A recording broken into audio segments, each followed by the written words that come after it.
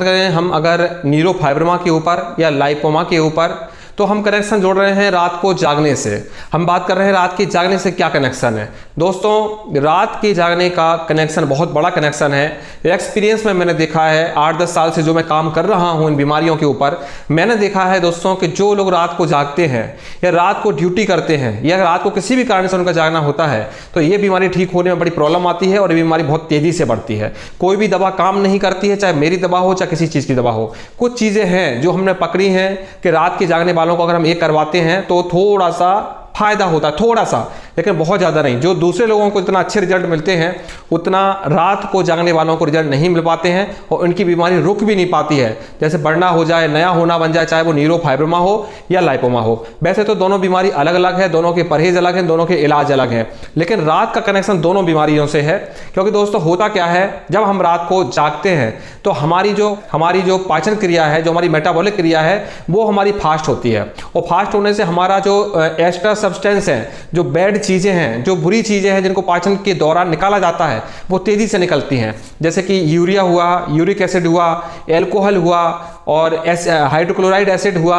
तो ये सब चीज़ें हमारी बॉडी क्या है, खाना पाचन के बाद निकालती है और खाना पाचन हमारा तेज़ी से होता है। अगर हमारी बॉडी में ये सब चीज़ें ज़्यादा बढ़ेंगी तो हमारी बॉडी का जो एब्जॉर्बेशन है वो सही टाइम पर नहीं हो पाएगा। अगर आप रात को नहीं जागते हैं तो आपका डाइजेशन भी बिगड़ जाता है, सुबह आपका पेट साफ भी नहीं होता है और आपको अच्छा महसूस नहीं होता और आपकी बॉडी एसिडिक हो जाती है, गैस्ट्रिक हो जाती है। तो जिसके कारण से क्या होता है कि आपका जब डाइजेशन बिगड़ता है तो दवाइयाँ भी उल्टा परिणाम देने लगती हैं। वो फायदा की जगह आपको नुकसान करने लगती हैं, क्योंकि आपकी बॉडी में बुरे पदार्थ पहले से बने हुए हैं, आपका डाइजेशन सिस्टम पहले से बिगड़ा हुआ है और आप केमिकल डाल रहे हो अपनी बॉडी के अंदर, या कोई भी दवाई डाल रहे हो, चाहे वो केमिकल हो, चाहे वो रासायनिक दवाई हो, चाहे वो फिर आयुर्वेदिक दवाई हो, चाहे वो होम्योपैथिक दवाइयाँ हो, वो बुरा परिणाम आपको देगी। रात का जागना हमारे लिए सबसे ज़्यादा नुकसानदायक होता है इस चीज़ में। मैंने अपने एक्सपीरियंस में देखा है कि जो लोग रात को जागते हैं उन लोगों को रिजल्ट नहीं मिलता है, जो लोग रात को ड्यूटी करते हैं उन लोगों को रिजल्ट नहीं मिलता है, जो रात को किसी भी कारण से, मोबाइल के कारण से हो या किसी भी कारण से हो, मैंने देखा है, या वो पाइल्स फिशर का पेशेंट हो, न्यूरोफाइब्रोमा का पेशेंट हो, स्किन का पेशेंट हो, लाइपोमा का पेशेंट हो, रात को जागना इनके लिए सबसे ज़्यादा घातक होता है। ऐसे लोगों की बीमारी रुक भी नहीं पाती है।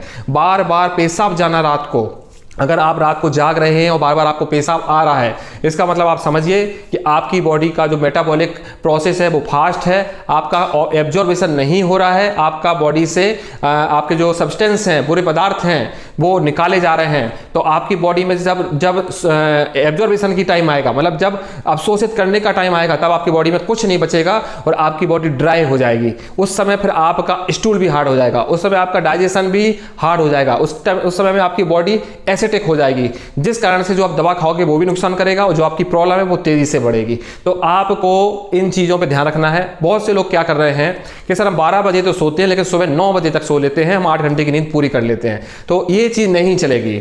जो रात की नींद है 10-11 बजे से लेकर सुबह 7-8 बजे तक की, वही आपको करना है। अगर आप 12 बजे सोते हैं तो 8 बजे तक सो सकते हैं। अगर आप नाइट ड्यूटी वाले हैं तो 12 बजे मैं लास्ट बोलता हूं कि 12 बजे तक आपको सो जाना है और 8 बजे उठ जाना है। बहुत से लोग क्या बोल रहे हैं कि हम रात को जागते हैं लेकिन दिन को सो लेते हैं। दोस्तों ये नहीं चलेगा, ये आपको नुकसान करेगा। इसमें मैं कुछ नहीं कर रहा हूं, ऊपर वाला जैसा अपनी बॉडी बनाई है उसका जो रिएक्शन हो रहा है उसके हाथ में है। हम केवल बॉडी जैसी चल रही है उसके अकॉर्डिंग हम काम कर सकते हैं, बॉडी को नहीं बदल सकते हैं। तो आप अपनी बॉडी को समझिए।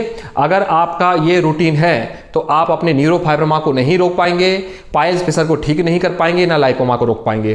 तो इन सब चीज़ों को ठीक करने के लिए आपको 10-11 बजे, 10 से 12 के बजे की नींद कंप्लीट करनी है, स्टार्टिंग करनी है और सुबह 6, 7, 8 बजे तक आपको सोना है। अगर आप 10 बजे सोते हैं तो सुबह 5 बजे उठ जाइए, अगर आप 11 बजे सोते हैं तो 6 बजे उठ जाइए और अगर आप 12 बजे सोते हैं तो 8 बजे तक आप उठ ही जाइए। तो आप इस बीमारी को ठीक कर सकते हो। अब बहुत से लोग क्या करते हैं कि नींद भी कम करते हैं और सुबह दौड़ लगाने के लिए चले जाते हैं, तो वो और ज़्यादा नुकसानदायक होता है। दोस्तों आपकी बॉडी पहले से एसिडिक हो गई है और आपने रनिंग की तो आपका और ज़्यादा मेटाबॉलिक हो गया, जिससे और ज़्यादा एसिड बढ़ गया बॉडी के अंदर, तो आपको बीमारी और तेज़ी से बढ़ेगी। आपको लगेगा मैं तो इलाज भी ले रहा हूँ लेकिन मेरी बीमारी ठीक नहीं हो रही है। तो इन चीज़ों को आपका ध्यान रखना है। मैं जो भी बताता हूं किताब में पढ़ के नहीं बताता हूं, एक्सपीरियंस बताता हूं जो हजारों लोगों के ऊपर मैंने देखा है, जो फील किया है और जो मैंने करवाया है और जो करता हूं उसके अकॉर्डिंग आपको बोलता हूं। तो इन सब चीजों को आपको करने से ही फायदा होगा। ये सब चीज आप नहीं करेंगे तो ना ही मैं आपकी हेल्प कर पाऊंगा, ना ऊपर वाला आपकी हेल्प कर पाएगा कि आपकी बॉडी में कुछ अच्छा फायदा हो। तो दोस्तों इन चीज़ों को आपको सुधारना है। रात को जागने की आदत टोटली बंद कर दीजिए। 12 बजे तक अगर आपकी मजबूरी है, काम से लेट आते हो तो 12 बजे तक सो जाइए और सुबह आराम से 8 बजे उठिए। रनिंग, वॉक, एक्सरसाइज आप शाम का करिए, सुबह का मत करिए, क्योंकि अगर सुबह आप जल्दी उठने के चक्कर में ये सब चीज़ें करोगे तो आपकी बॉडी एसिडिक होगी, आपकी डाइजेशन बिगड़ेगा, आपकी बॉडी सही तरह से रिजल्ट नहीं दे पाएगी एब्जॉर्बेशन दवा का और आपके फूड का, दोनों का नहीं हो पाएगा। इसलिए अपनी मेटाबॉलिक जो प्रोसेस है उसको मेंटेन करना है, आपको लोडिंग नहीं देना कि मुझे सुबह 5 बजे उठ के दौड़ ही लगाना है। तो इन सब चीज़ों का ध्यान रखिए। खासकर न्यूरोफाइब्रोमा वाले रात को नहीं जगना है, क्योंकि इनकी तो डिसीज पूरी एसिडिक ही है, एसिडिक होने के कारण से ही होती है। और एसिडिक इनकी बॉडी में ऐसा सिंड्रोम है कि वो स्किन के अंदर एसिड जाता है और स्किन के अंदर एसिड जाने की वजह से ही प्रॉब्लम होती है। तो इन सब चीज़ों का ध्यान रखें। भले पाइल्स फिशर का भी पेशेंट हो तो भी उनको प्रॉब्लम होती है। मैं जो इलाज कर रहे हैं मैं उनको बताता ही हूँ। और लाइपोमा वालों के लिए विशेष है, क्योंकि उन लोगों को भी रिजल्ट नहीं मिलते हैं। इसलिए नाइट का बहुत बड़ा कनेक्शन है लाइपोमा, न्यूरोफाइब्रोमा और पाइल्स फिशर में। इन चीज़ों का ध्यान रखें और फायदा उठाएं। धन्यवाद।